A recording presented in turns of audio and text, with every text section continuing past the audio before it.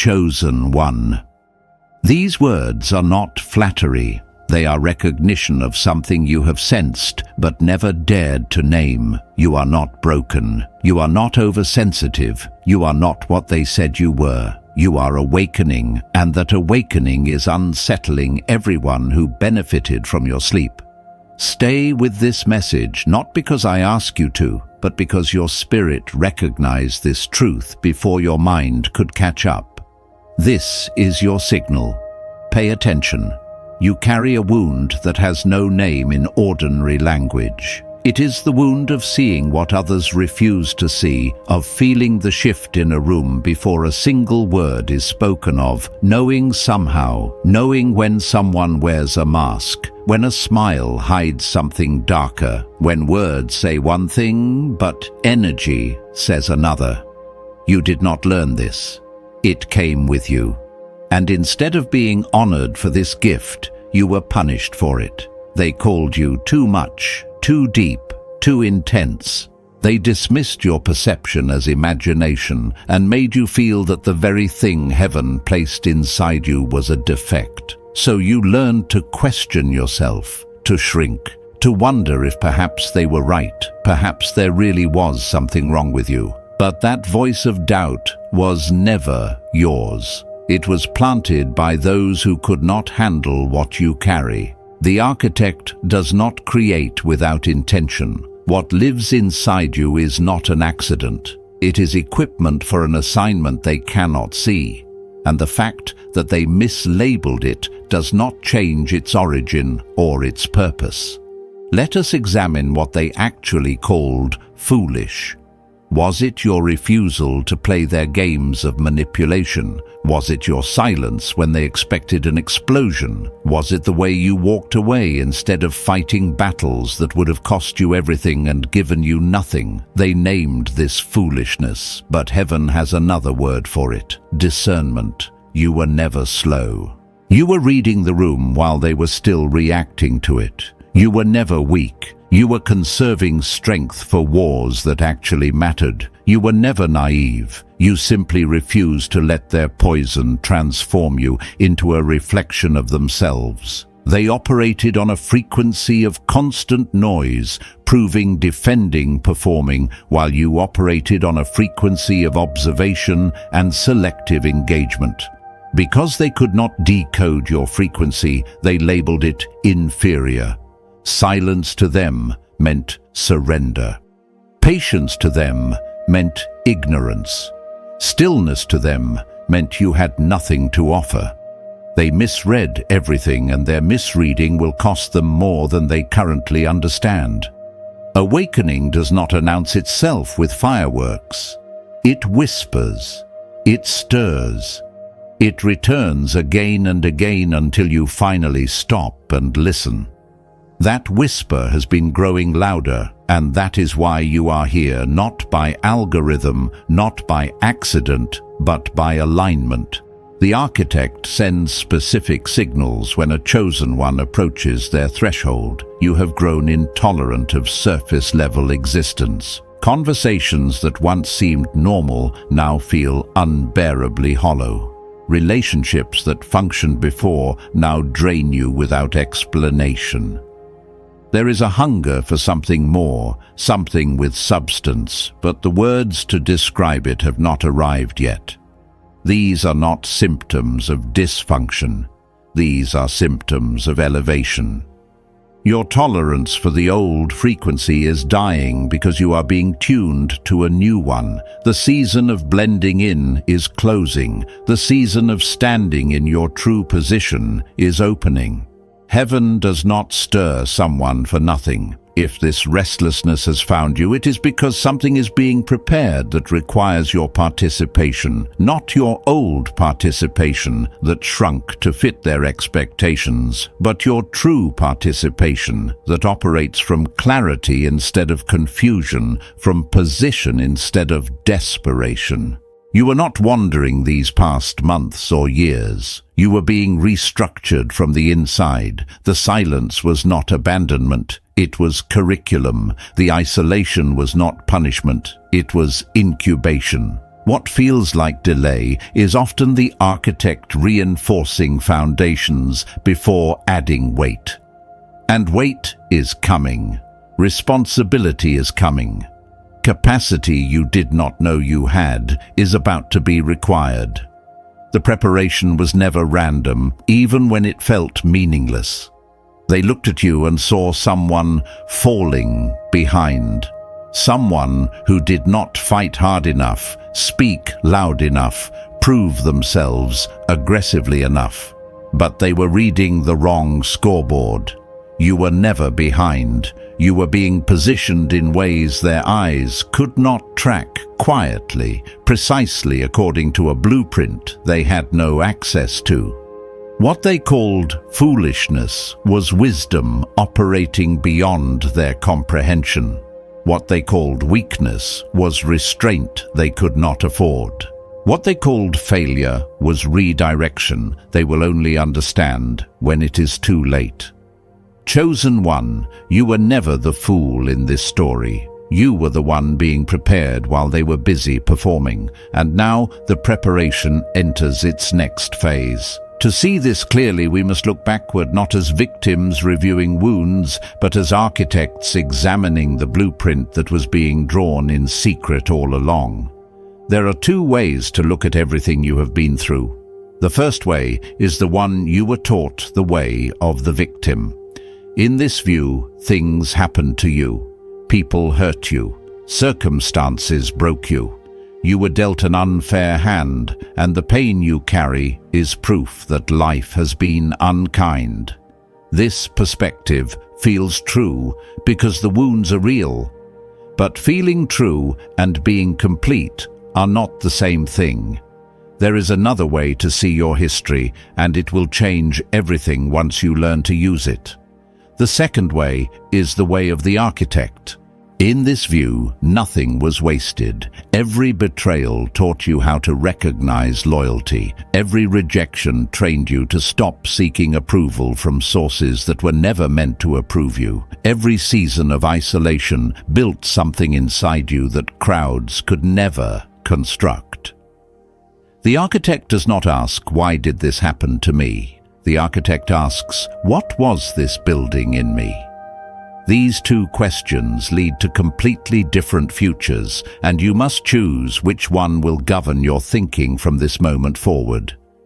Consider what you actually gained from the seasons they thought were destroying you. When they betrayed you, you learned to read intention beneath words. When they excluded you, you discovered that your worth does not require an audience. When they lied to you repeatedly, you developed the ability to sense deception before it announces itself. When they tried to control you, you came to understand the true price of freedom and why you must never trade it cheaply again. These are not accidents. These are installations, equipment placed inside you through experiences that hurt, but also forged. The architect of heaven does not waste pain. Every furnace has a purpose. Every wilderness has a curriculum. You are not being punished during those years of confusion and heartbreak. You are being fitted with tools that comfortable people never receive. Those who have never been betrayed do not know how to recognize it coming. Those who have never been alone do not know how to stand without external validation. Those who have never been underestimated do not know the power of being dismissed and then rising anyway. Your painful history is not a liability. It is your arsenal. This is what they could not understand when they looked at you. They saw someone who had been through difficulty and assumed it had weakened you. They measured your journey by visible markers, titles, possessions, public recognition, and concluded you were behind. But the architect measures differently. Heaven counts the interior renovation, the unseen strengthening, the quiet fortification of character that happens when no one is watching and no one is applauding. You were never behind. You were under construction in dimensions they cannot perceive. There is a concept that the world misunderstands: completely divine timing. The world believes that faster is always better, that delays are always failures, that if something has not happened yet, it probably never will. But the architect operates on a different calendar. Some things are delayed, not because they are denied, but because you are not yet ready to carry them. Premature arrival is not a blessing. It is a burden that crushes rather than elevates. The timing of your breakthrough is not late, it is precise, and the precision includes everything you have walked through until now. Think of a building. The part that takes longest is the part no one sees the foundation. Months of digging, pouring, setting, curing. Anyone watching might wonder why nothing visible is happening, but the engineer knows the truth. You cannot add floors to a weak foundation without collapse. You cannot elevate a structure that has not been anchored properly. The slowness is not incompetence, it is wisdom. And your life has been operating on the same principle. The invisible work had to happen first. The reinforcement had to be completed before the weight could be added. What does this mean? Practically, it means that your past is not a wound to nurse, but a resource to deploy. The discernment you gain through deception is valuable in business, in relationships, in every negotiation you will ever enter. The resilience you built through isolation is a competitive advantage that cannot be purchased or faked. The clarity you developed through confusion is now a compass that others will eventually pay to access. Nothing was wasted. The architect does not waste, or chosen one. You are not a victim carrying scars. You are a builder carrying blueprints. The difference is not in what happened to you, the events remain the same. The difference is in the lens you choose. Victims replay pain and ask why. Builders study blueprints and ask what now. You have spent enough time in the first lens. The second lens is where your power lives, and it is time to pick it up and use it. The blueprint required one more element before construction could go vertical: the strategic use of silence. And that is what we must examine next. The blueprint required one more element before construction could go vertical: the strategic use of silence. The world has taught you that silence is weakness, that if you do not respond, you lose, that if you do not defend yourself, you are guilty, that if you do not argue, you agree. But this teaching came from people who have never understood power. Those who truly hold authority know something different. They know that silence is not the absence of strength, it is often its highest expression. Every time you react, you transfer energy. Every time you explain yourself to someone who has already decided to misunderstand you, you pour water into a bucket with no bottom. Every time you engage in a battle someone else designed to drain you, you hand them exactly what they wanted. The game was never about winning the argument. The game was about getting you to participate at all. And your participation, your emotional investment, your mental bandwidth, your precious time was the prize they were after. When you learned to withhold that participation, you began to reclaim something they had been stealing for years. There are different kinds of silence, and you must learn to distinguish between them. The first kind is the silence of fear. You want to speak, but you are afraid of consequences, so you stay quiet while resentment builds inside. This silence is not strategic, it is imprisonment. The second kind is the silence of suppressed anger. You say nothing, but your interior is a war zone, replaying conversations, rehearsing responses, burning energy on battles that exist only in your mind. This silence is not peace, it is slow poison. The third kind is different entirely. It is chosen silence, the silence of someone who could speak, but recognizes that speaking would cost more than it returns. This is the silence of the wise. This is the silence you are learning to wield. Chosen silence is not about fear or suppression. It is about economy. You have a limited amount of energy each day, and that energy can be invested or wasted. When you argue with someone who will never change their mind, you waste it. When you explain yourself to someone who has already written their conclusion about you, you waste it. When you defend your character to people who were never interested in your character, but only in finding ammunition against you, you waste it. The wise learn to recognize these traps and simply refuse to enter. No explanation, no defense, no participation, just the quiet withdrawal of energy from places that do not deserve it. Watch what happens when you begin to practice this. At first, they will escalate. People who are accustomed to your reactions will push harder when those reactions stop coming. They will provoke more intensely, accuse more loudly, because your engagement was feeding something in them, and now that food source has been cut off. This escalation is not a sign that you are doing something wrong. It is confirmation that you are doing something right. Their increased effort reveals how much they depended on your response. Stay the course. The escalation is temporary. What follows is their confusion, then their discomfort, then their slow realization that the old tactics no longer work on you. There is a practical dimension to this that connects directly to your external world.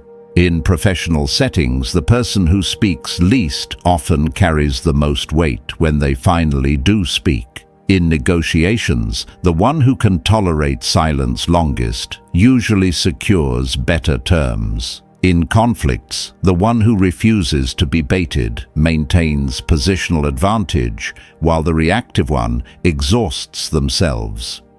Silence is not just spiritual strategy. It is tactical advantage in every arena where outcomes matter: career, finances, relationships, influence. The architect did not teach you silence only for inner peace.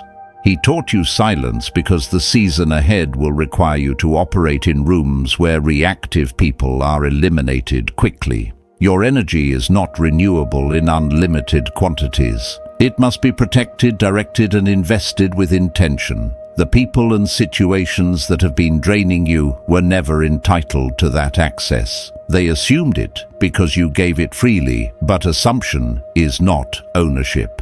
You have the authority to revoke access at any time, and silence is often the most effective revocation. No confrontation needed, no dramatic announcement, just the quiet closing of a door that should never have been open in the first place. But silence alone is not enough. After you stop the leakage, you must learn to guard what remains, and that requires something more structured: boundaries that operate on multiple levels. This is where we turn next.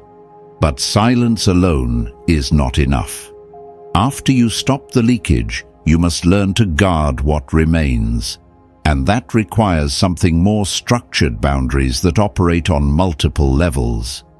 Most people think boundaries are about saying no to others, about refusing requests and declining invitations. But that is the final layer, not the first. True boundaries begin somewhere far more intimate. They begin inside your own mind, in the space between your thoughts and your identity, in the territory where you decide what you will believe about yourself and what you will reject. Before you can say no to another person, you must learn to say no to thoughts that do not belong to you. This is harder than it sounds, because many of those thoughts have lived inside you for so long that they feel native. They speak in your voice. They arrive with the authority of familiarity. But when you examine them closely, you discover something unsettling. They are not yours. They are echoes of voices that planted themselves in your mind years ago. Voices of people who criticized you, diminished you, made you feel that your instincts were wrong and your worth was conditional. Those voices took up residence, and you have been paying rent on space they never deserved to occupy. Consider the thought patterns that run most frequently through your mind. There is the voice that says, "You are not enough, not smart enough, not attractive enough, not accomplished enough to deserve what you desire." Ask yourself honestly, whose voice is that? Is it yours, or does it belong to a parent who projected their own limitations onto you? There is the voice that predicts failure before you begin, that rehearses worst-case scenarios and calls it wisdom. Whose voice is that? Is it yours, or does it belong to someone who was afraid and taught you to be afraid alongside them? There is the voice that feels guilty when you prioritize yourself, that whispers selfishness every time you draw a line. Whose voice is that? These are not your thoughts. These are intruders living in territory that belongs to you alone. The first boundary you must establish is the boundary of ownership. When a thought arrives, you must learn to ask, does this thought serve my assignment, or does it sabotage it? Does this thought align with what the architect has spoken over my life, or does it contradict it? You are not obligated to believe every thought that passes through your mind. Thoughts are visitors, not residents, and you hold the authority to decide which ones are permitted to stay and which ones must be escorted out. This is not denial or positive thinking in some shallow sense. This is the serious work of mental stewardship, taking responsibility for the interior landscape that shapes every external outcome. There is a direct connection between what you allow in your mind and what you experience in your material world. The person who carries a constant internal narrative of unworthiness will unconsciously accept underpayment, tolerate disrespect, and settle for positions beneath their capacity. The person who hosts thoughts of inevitable failure will hesitate at critical moments, pull back from opportunities, and interpret ambiguous situations as confirmation of their negative expectations. Your mental boundaries are not abstract spiritual concepts. They are the invisible architecture that determines your salary negotiations, your relationship standards, your willingness to pursue what the architect has prepared for you. Guard your mind poorly, and you will live below your assignment. Guard it well, and you position yourself to receive what has already been allocated. Practically, this means developing a checkpoint system for your thoughts. When negativity arrives, and it will arrive because the mind is a battlefield, you do not let it pass unchallenged. You stop it at the gate and examine it. You ask where it came from, whether it is true, and whether entertaining it will move you toward or away from your purpose. Some thoughts will reveal themselves as obvious intruders the moment you question them. Others are more sophisticated and will require more discernment. But the practice itself changes you. You shift from being a passive receiver of whatever your mind produces to being an active guardian of what you allow to take root. Chosen one. Your mind is not public property. It is sacred territory, and you have been far too generous with access. The voices that diminished you were never authorized to speak into your identity. The narratives that predicted your failure were never sanctioned by the architect who designed you. It is time to evict what does not belong and establish new rules for what is permitted entry. But the mind is only the first layer. The second layer extends outward into something equally powerful, your words. But the mind is only the first layer. The second layer extends outward into something equally powerful, your words.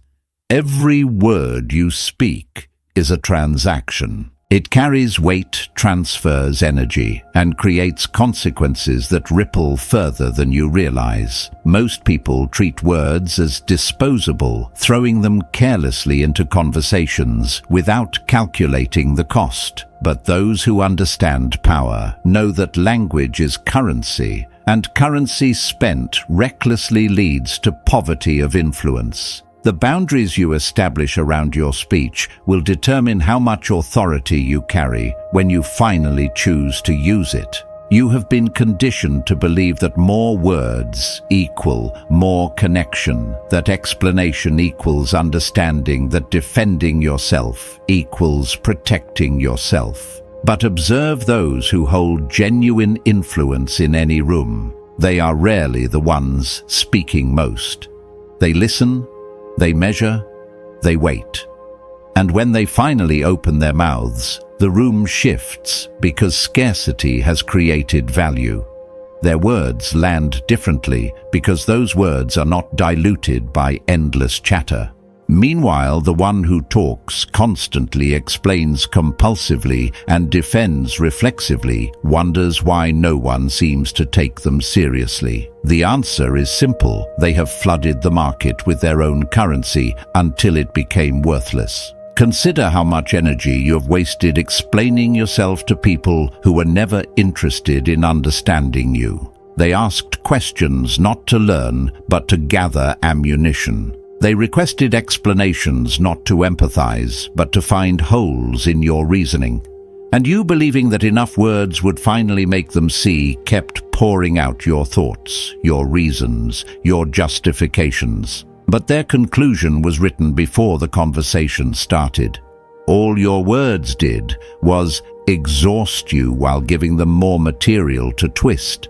The wise learn to recognize these exchanges and simply refuse to participate. Not every question deserves an answer. Not every accusation requires a defense. Not every demand for explanation is entitled to receive one. There are categories of words that drain your power, and you must learn to eliminate them systematically. The first category is over-explanation. When you make a decision, you do not owe anyone a detailed breakdown of your reasoning. "I cannot attend" is a complete sentence. "That does not work for me" requires no elaboration. The moment you begin adding justifications, you position yourself as someone seeking approval rather than someone exercising authority. The second category is premature disclosure.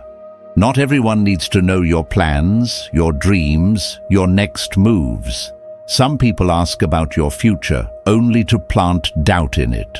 Some people want information not to support you, but to compete with you or sabotage you. Protect your vision by learning to smile and say nothing when wisdom requires it. The third category is reactive speech. The words that spill out when someone provokes you, when emotions override strategy, when you say things designed to wound rather than to build. These words feel satisfying in the moment, but create damage that outlasts the conversation. They reveal what should have remained hidden. They hand your opponents a map to your vulnerabilities. They lower you to a frequency where you have no advantage. The architect did not design you to operate in reactive mode. You were built for response, not reaction. And the difference between those two is the pause where wisdom lives. Response is chosen, reaction is triggered. One positions you as master of the exchange, the other reveals you as slave to your emotions.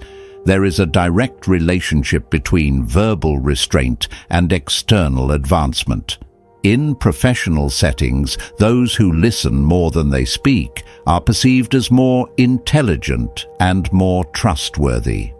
In negotiations, the party willing to tolerate silence longest typically secures superior terms. In conflicts, the one who maintains composure while the other loses control has already won, regardless of the technical outcome. Your words are being evaluated constantly in job interviews, in business meetings, in conversations that seem casual but carry hidden assessments. Every environment where money, status, or authority is distributed rewards those who have mastered the economy of speech and penalizes those who have not. This does not mean you become mute or withholding in relationships that deserve openness. Boundaries are not walls, they are gates.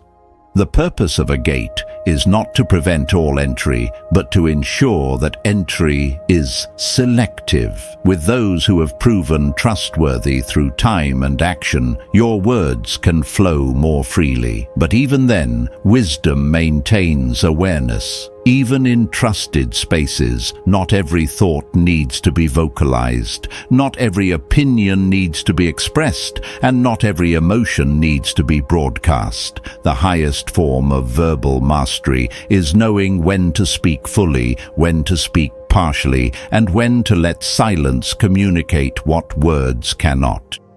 Chosen one. Your words carry more weight than you have realized, which is precisely why you must stop spending them on those who have not earned them.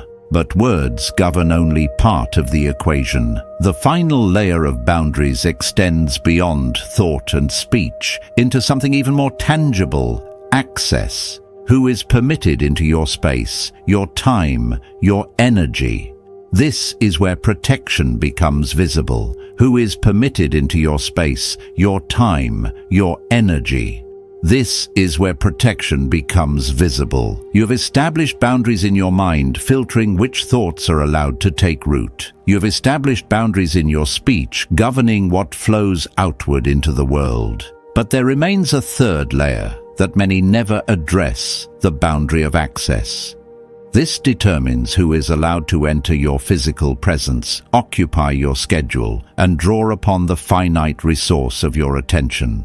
Without this layer firmly in place, the first two will eventually collapse under the weight of people who should never have been permitted entry. You have operated for too long as though access to you is a default right. Someone appears, someone asks, someone expects, and you give.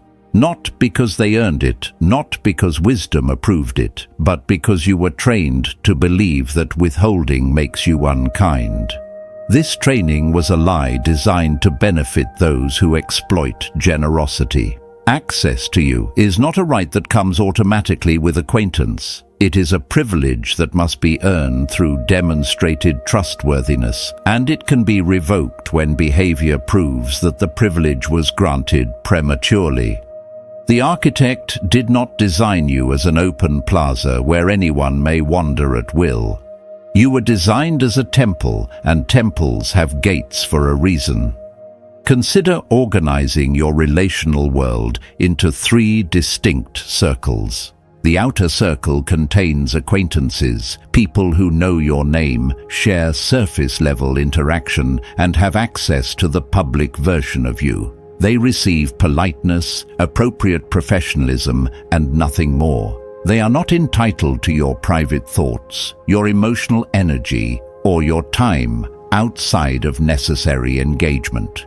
The middle circle contains those who have demonstrated some degree of reliability. They receive more access, your company, your conversation, your moderate investment. But they are still not permitted into the innermost spaces. They remain under observation, their position neither permanent nor guaranteed. The inner circle is reserved for the very few who have proven themselves through time, through action, through consistency that requires no monitoring. Only these receive your vulnerability, your priority, your unguarded presence. Most people live as though everyone belongs in the inner circle until proven otherwise. This is backwards and explains much of their pain. The wise operate in reverse. Everyone begins in the outer circle until their conduct earns them movement inward. This is not coldness, it is stewardship. You are protecting something the architect entrusted to you, and faithful stewardship requires discretion about who gains access to what has been placed in your care. Those who call this guarded or defensive are often the same ones who intended to exploit the access you would have given too freely. Their objection reveals their intent. Establishing these boundaries will produce immediate friction. People accustomed to unlimited access will resist when they sense the gates closing. They will call you changed, accuse you of arrogance, question what happened to the version of you that was always available. But notice carefully, they are not mourning the loss of relationship. They are mourning the loss of convenience. They built their expectations on access that was never properly theirs, and now that you have reclaimed it, they feel the absence of something they took for granted. This friction is not evidence that you are wrong. It is evidence that the boundary was necessary all along. Those who genuinely care for you will respect the new structure. Those who only cared for what they could extract from you will gradually disappear. Both outcomes are victories. There is a direct line between access boundaries and the material dimensions of your life. In business, those who make themselves too available are perceived as less valuable than those who require appointment, who protect their time, who cannot simply be summoned at will. In career advancement, the professional who guards their capacity gets promoted over the one who says yes to everything and burns out trying to please everyone. In financial negotiations, the party who can walk away, who does not need the deal, desperately consistently secures better terms than the one whose open access signals desperation. Your boundaries do not limit your opportunities. They position you to receive better ones. Chosen. 1. You are not obligated to be endlessly accessible. You are not required to give your time to everyone who requests it, your energy to everyone who drains it, your presence to everyone who demands it. The architect has assigned you something significant, and that assignment requires resources you cannot afford to squander on those who were never meant to receive them. The gates exist to protect what is being built inside you. Use them without apology, and watch how quickly the quality of what enters your life begins to change. But boundaries are foundation, not destination. Once the leaks are sealed and the territory is secured, something else becomes possible, a kind of inner authority that does not depend on anyone else's permission or recognition. This is where true power begins to emerge. Once the leaks are sealed and the territory is secured, something else becomes possible, a kind of inner authority that does not depend on anyone else's permission or recognition. This is where true power begins to emerge. The world teaches that power is external, titles, positions, wealth, the ability to command others. But this is borrowed power, contingent power that can be revoked by the same systems that granted it. There is another kind of power that operates independently of external validation, and it is this power that the architect has been cultivating in you through every season of silence and solitude you have endured. True power is not the ability to control others. It is the absence of the need for others to validate, approve, or permit your existence. When you need someone's approval to feel confident, they hold power over you. When you need external recognition to know your worth, the crowd becomes your master. When you need circumstances to change before you can stand firm, you remain a prisoner of conditions you cannot control. But when you reach the place where your inner stability no longer depends on what others give or withhold, you become untouchable in a way that no position or title could ever provide. This is the mastery the architect has been engineering inside you. Consider how this shift manifests in practical terms.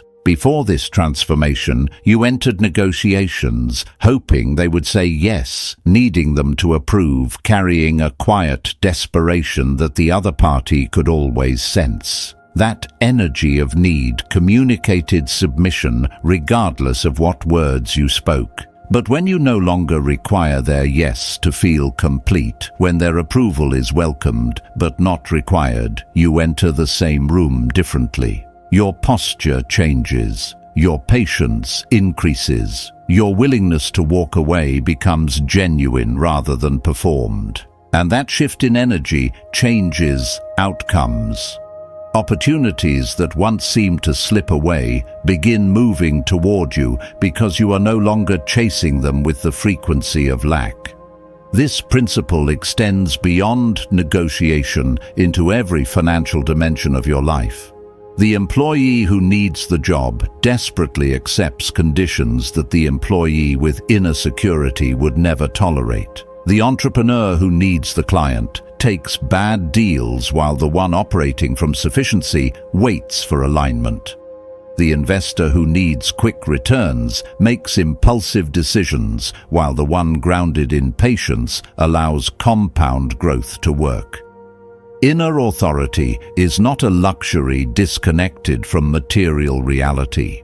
It is the invisible infrastructure beneath sustainable financial success. Those who master themselves become difficult to exploit, and those who are difficult to exploit tend to accumulate rather than leak. The shift also transforms how others perceive you without any effort on your part. Authority that comes from title must be constantly defended. Authority that comes from inner solidity simply radiates. You have met people who hold impressive positions, yet seem somehow small when you interact with them. You have also met people with no official status who fill a room simply by entering it. The difference is not personality or charisma in some superficial sense. The difference is whether their sense of self is anchored internally or dependent on external scaffolding. The architect has been building your internal anchor through every season where external supports were removed. Chosen one. You spent years wondering why things were taken from you, positions, relationships, opportunities that seemed to dissolve without explanation. Now you can begin to understand the method inside what felt like cruelty. Dependency was being stripped away systematically. Every external pillar you leaned on was removed so that you would be forced to discover the pillar within. The architect was not punishing you during those seasons of loss. He was engineering a kind of freedom that most people never find because they never have their crutches removed. You were being made independent of what can be taken so that what is coming cannot make you a slave. But inner authority is not only felt internally. It becomes visible in something the world can perceive but not easily name presence. This is the outward evidence of inward mastery. But inner authority is not only felt internally. It becomes visible in something the world can perceive but not easily name presence.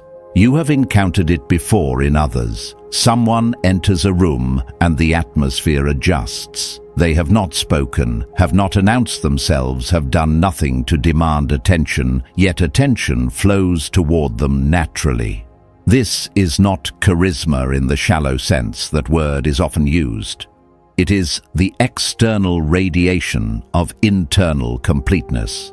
When someone is settled within themselves, not performing, not seeking, not grasping, that settledness becomes visible. It fills space. And it commands a kind of respect that no title or introduction can manufacture. Presence cannot be faked because it is not a technique, it is a byproduct. The person who is internally fragmented, constantly seeking approval, perpetually monitoring how they are being perceived, this person may learn the external motions of confidence, but something will always feel slightly off to those who interact with them. The performance will carry a subtle strain that others sense, even if they cannot name it. But when the interior work has been done, when the need for external validation has been genuinely released, the resulting presence requires no effort. It simply emanates because there is nothing obstructing it. The stillness inside becomes stillness outside. The authority within becomes authority that others perceive without being told. Consider how this operates in professional environments. Two candidates interview for the same position. One speaks quickly, eager to impress, filling every silence with more words, more credentials, more reasons why they should be chosen. The other speaks at a measured pace, tolerates pauses without rushing to fill them, answers questions directly without over-explaining, and maintains eye contact that communicates neither aggression nor submission. On paper, their qualifications may be identical. In the room, they are not identical at all. The second candidate leaves an impression that lingers not because of what they said, but because of what they embodied. Decision-makers often cannot articulate why they prefer one person over another when skills are comparable. What they are sensing without the vocabulary to name it is presence. This extends into every arena where money and advancement are distributed. The consultant who carries presence can charge higher rates than one who does not, even if their technical knowledge is equivalent. The entrepreneur with presence attracts investors that the anxious founder repels. The employee with presence gets considered for opportunities that never reach the one who is constantly proving themselves. Presence communicates something that resumes cannot capture: trustworthiness, stability, the sense that this person will remain composed when pressure arrives. In economies where confidence is currency, presence is compound interest working silently in your favor. The cultivation of presence is not complex, but it requires the foundation we have already discussed. You cannot project settledness while your mind is a battlefield of uninvited thoughts. You cannot radiate authority while your words leak energy in every direction. You cannot embody stillness while your access gates stand open to anyone who wishes to drain you. The boundaries were not arbitrary exercises. They were preparation for this. When the interior is protected and ordered, the exterior manifestation follows naturally. Presence is not something you add to yourself. It is what remains when you stop subtracting from yourself through mental chaos, verbal incontinence, and relational over-availability. There are simple practices that accelerate this embodiment. Move slower than your anxiety wants you to move. Speak at a pace that honors the weight of your words rather than rushing to finish. Allow silence in conversations without scrambling to fill it. The one comfortable with silence controls the room. Maintain eye contact that communicates you are fully present rather than scanning for escape or approval. These are not manipulations. They are alignments bringing your exterior into harmony with the interior authority the architect has been building. As within, so without. Chosen one. They could not imagine this outcome when they dismissed you. They saw someone who did not perform like they did and assumed weakness. They could not perceive that your quietness was not emptiness, but fullness that did not require exhibition. Now the fullness is beginning to manifest in ways they cannot ignore, and their confusion has only begun. But presence alone without proper positioning remains potential unrealized. What you carry must now be placed correctly in the world. This is where strategy meets substance. What you carry must now be placed correctly in the world. This is where strategy meets substance. Everything we have walked through, the recognition of your true nature, the reframing of your history, the cultivation of silence, the establishment of boundaries, the development of inner authority and presence, all of this was preparation. Preparation without positioning is potential trapped in storage. The architect did not invest this much in your interior renovation only for you to remain hidden.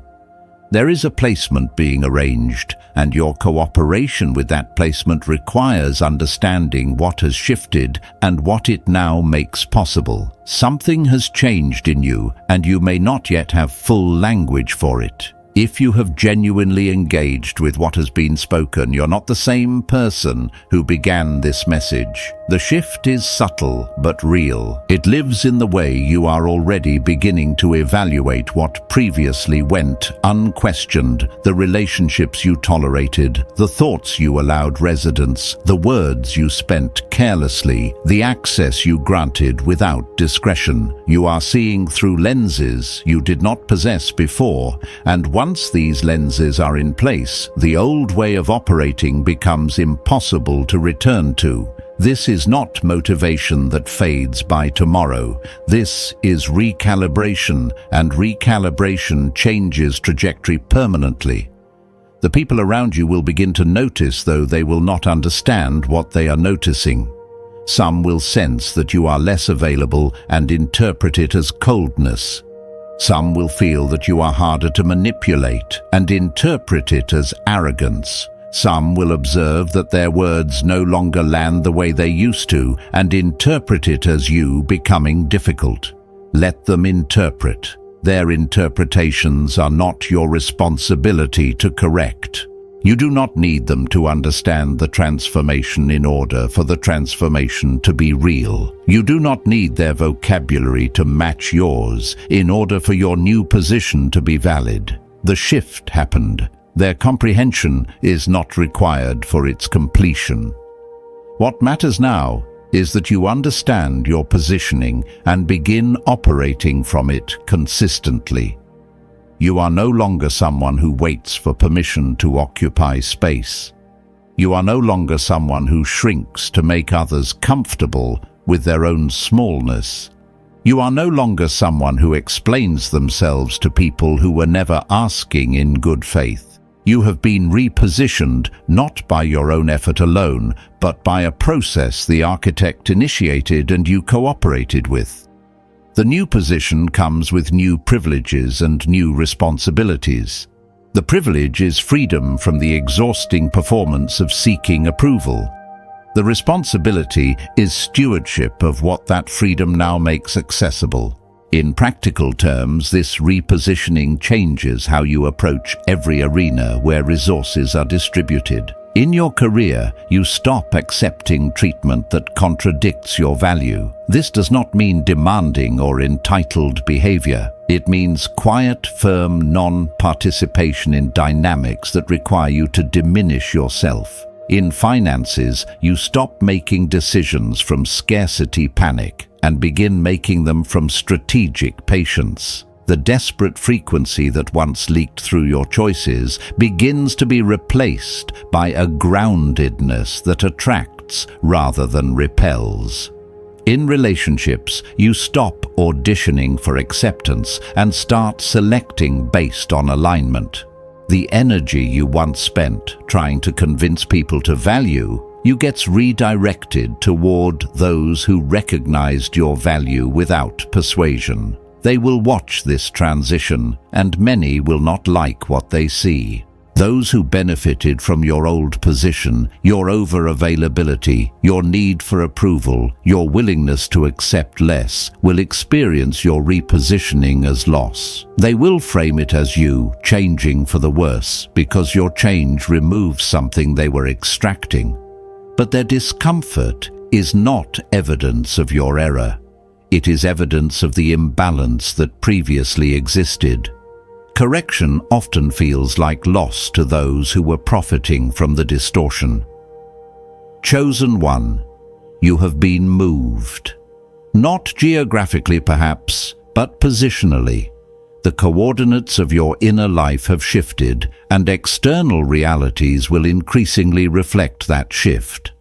But there is one final element to address the understanding that carries you forward when this message ends and ordinary life resumes. But there is one final element to address the understanding that carries you forward when this message ends and ordinary life resumes. We have walked a considerable distance together. You arrived carrying questions. You may not have known how to articulate questions about your worth, your history, your purpose, the years that seemed wasted, and the pain that seemed pointless. What I have offered is not comfortable affirmation designed to make you feel temporarily better. It is reframing designed to make you permanently different. The distinction matters because feelings fade while frameworks remain. What has been built in you through this message is not emotion. It is architecture. Let me remind you of what we have established, not to repeat, but to consolidate. You were never the fool they labeled you. What they called foolishness was wisdom operating on a frequency they could not detect. Your history was not a series of random wounds, but a curriculum designed by the architect to install capacities that comfort could never provide. The silence you learned to wield is not weakness, but strategy. The boundaries you are establishing in your mind, your speech, and your access are not walls of isolation, but gates of stewardship. The inner authority developing within you is not arrogance, but the natural result of no longer needing external permission to know your value. And the presence beginning to emanate from you is not performance, but overflow, the external evidence of internal completion. There is one truth I need you to carry above all others. You are not special because they underestimated you. You are not chosen because you suffered more than others.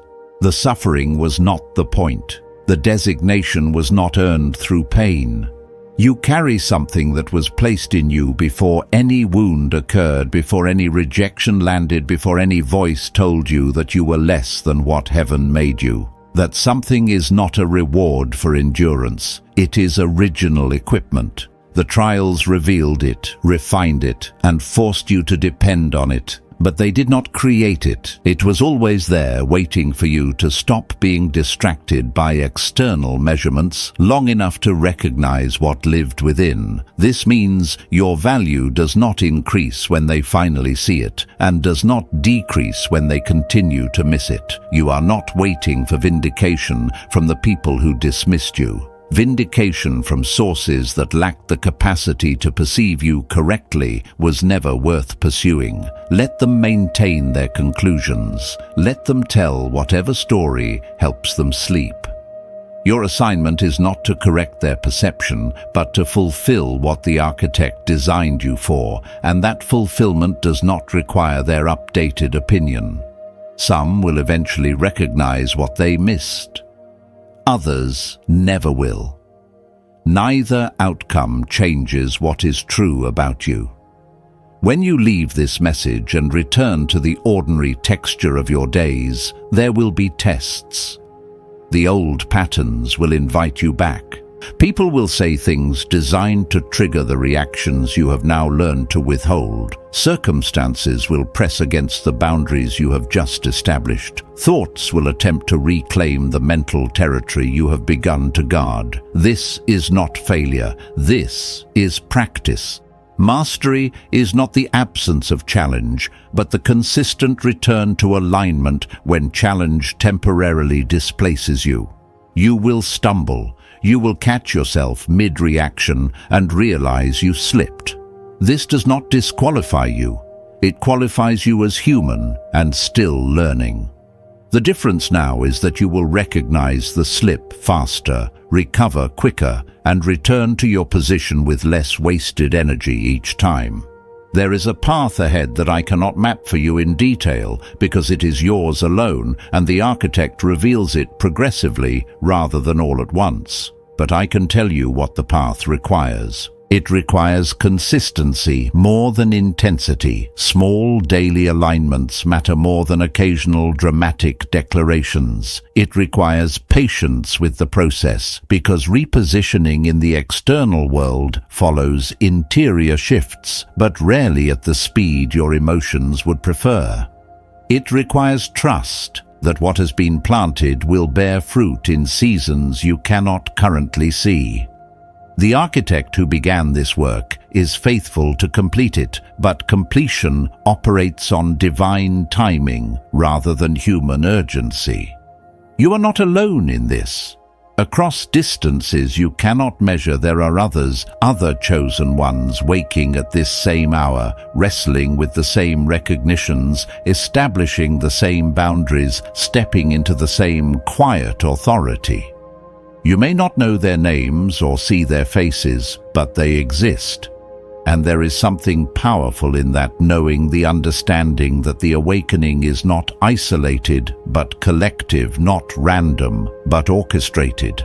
When those who have been prepared finally begin operating in their assignments, the cumulative effect will be beyond what any individual could produce alone. If this message has resonated not as entertainment, but as recognition, not as motivation, but as confirmation of what you already sense, then perhaps you are meant to remain connected to this frequency. Not because I have something to sell you, but because the journey continues, and walking it alongside others who understand makes the path less solitary.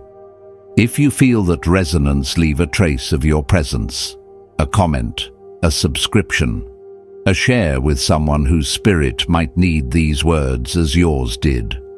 Not for algorithms, but for alignment. Not for numbers, but for the chosen ones still doubting themselves, who need to know they are not alone and not insane. The world will continue to operate as it always has, rewarding noise, celebrating performance, measuring worth by metrics that miss everything essential. Let it. You are no longer competing on that scoreboard. You have been transferred to a different economy, one where patience compounds, where silence carries weight, where the interior determines the exterior, and where those who were dismissed become those who were simply delayed. The transfer is complete. The old metrics no longer apply to you. Stop checking scoreboards that were never tracking your actual game. Chosen one, you were never the fool. You were wise in a way they could not imagine, and now you are beginning to imagine it yourself. The preparation is complete. The positioning has begun. What comes next is yours to steward with the wisdom you have carried all along, but are only now learning to trust. Walk forward. The architect is watching, and he is pleased with what is emerging.